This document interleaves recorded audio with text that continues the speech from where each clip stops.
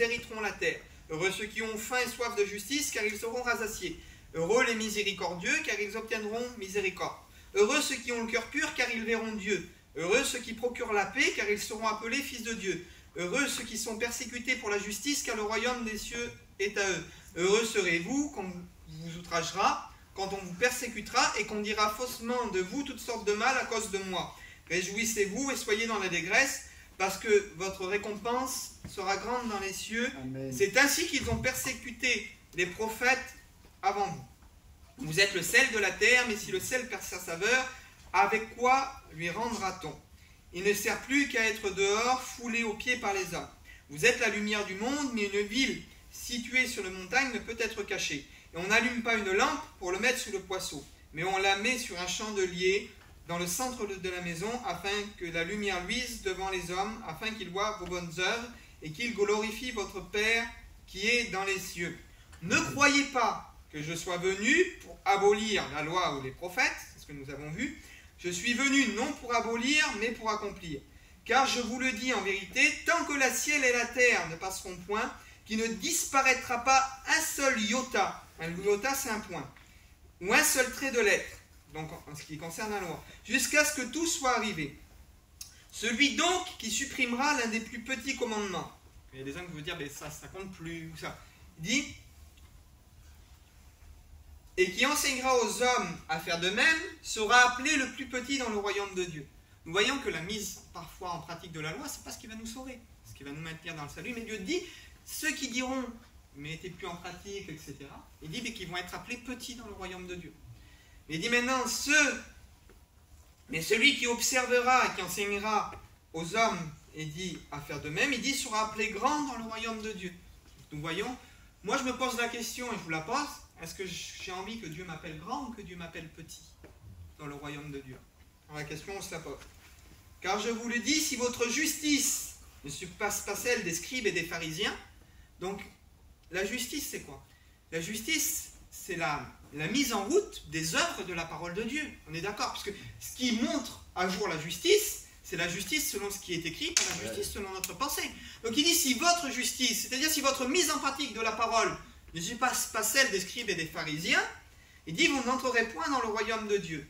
Et c'est là que Jésus met l'accent, il dit, vous avez entendu dire, vous avez entendu qu'il a été dit aux anciens, tu ne tueras point. Mais moi je vous dis, celui qui tuera est passible du jugement. Mais moi je vous dis que quiconque se met en colère contre son frère est passible du jugement. Alors, si Jésus, ça c'est intéressant, si Jésus abolit la loi, pourquoi il rajoute une couche supplémentaire sur le commandement? C'est plus facile de quoi? De tuer quelqu'un, mais Jésus dit, celui qui se met en colère, c'est comme si qu'il avait déjà tué. Ce que Jésus demande, c'est plus difficile que la loi de Moïse. Vous êtes d'accord ou pas? Jésus demande de même pas se mettre en colère. C'est pas plus facile que la loi, on est d'accord. C'est plus difficile, puisque Jésus dit de ne pas se mettre en colère. Donc Jésus rajoute, Jésus durcit ce qui existe déjà. Écoutez, c'est vraiment intéressant. Quiconque se met en colère contre son frère est passible du jugement. Que celui qui dira à son frère insensé mérite d'être puni par le Sanhédrin. Celui qui dira insensé mérite d'être puni par le feu de la génère. Si donc tu présentes ton offrande et que tu te souviens que tu as quelque chose contre ton frère, etc. Je vais au verset 27 directement.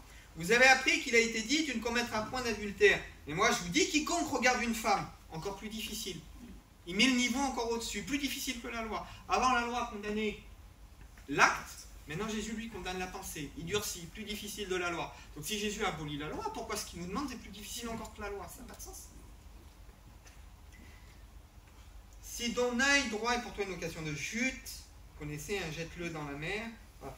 Verset 31, il a été dit que celui qui répudie sa femme lui donne un lettre de divorce. Bon, Jésus encourage de ne pas répudier sa femme, que celui qui répudie sa femme devient adultère. Il dit pourquoi Dieu nous avait-il permis? Il dit c'est à cause de la dureté de vos cœurs.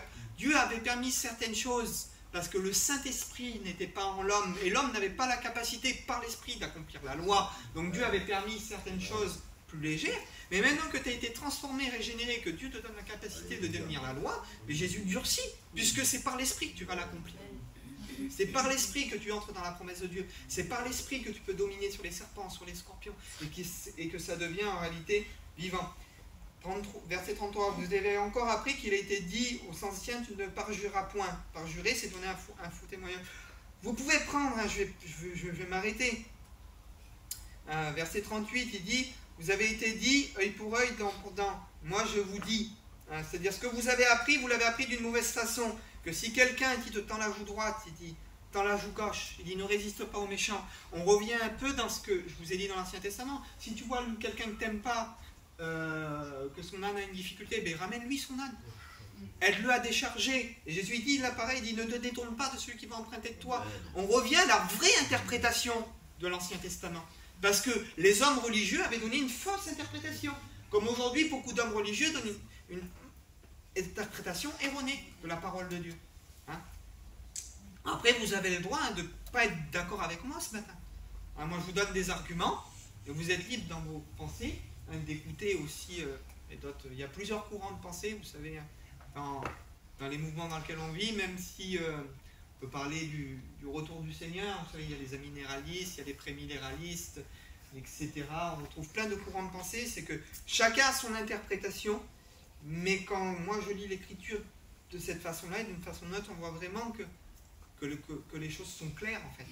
Et que malheureusement, à cause, on va dire les choses comme ça, à cause du catholicisme romain en fait, qui a voulu mettre les Juifs dehors, la loi, etc., qui a voulu s'approprier l'Écriture, et bien on en est venu à ce que notre traduction même de Bible a été traduite par les catholiques, et c'est ce qu'on a gardé. Donc nous on vient d'un courant protestant, c'est vrai, il y a eu des choses qui ont été améliorées, mais on a gardé ces stigmates de cet évangile en fait, qui nous a été annoncé. Hein. L'Église, c'est plus Israël, etc. Alors que la parole de Dieu dit hein, que je ferai alliance avec la maison de Juda et la maison d'Israël, hein, que nous étions un olivier sauvage, nous avons été greffés sur l'olivier franc, que le premier païen qui s'est converti, c'est Corneille, et Corneille s'est converti 20 ans après la Pentecôte. Donc pendant 20 ans, les chrétiens, c'est que des juifs. Donc, si pendant 20 ans, Dieu bénit le peuple juif, je ne peux pas dire que les juifs, c'est pas l'Église. C'est ce que Jésus dit. Je suis venu, il dit, pour les brebis perdues de la maison d'Israël. Donc, quand on réunit toutes ces choses, et quand on revient vraiment au centre de l'Écriture, on voit vraiment qu'il y a une direction et qu'il faut vraiment dépolluer ces idées reçues que l'on a par rapport à l'Écriture. Dépolluer un peu cette vision erronée qui nous a été transmise et qu'on croit que c'est comme ça sans scruter vraiment ce qui est écrit. Hein? Donc j'aimerais qu'on prie ensemble. Je ne vais pas aller plus loin, je pense que j'ai déjà prêché pas mal de temps. On va prier ensemble. Seigneur, merci pour ta parole.